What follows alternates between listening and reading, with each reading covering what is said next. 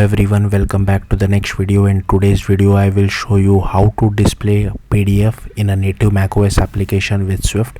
So here you can see the output. I was this is a simple PDF which I'm displaying it inside my macOS application.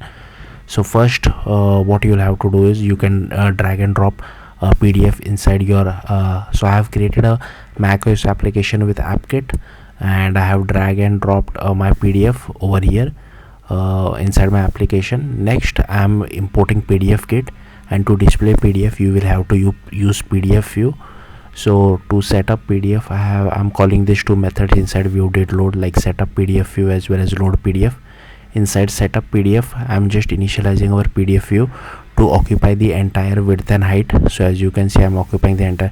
You can use NS layout constraints as well if you want to. Then I'm adding our view to our PDFView, and here for loading the PDF you just have to specify whatever is your PDF name. So my PDF name is dummy, and this is the extension, and just create a PDF document and just set pdfview.document equal to PDF document. So yeah, that's it. Thank you for watching. Bye.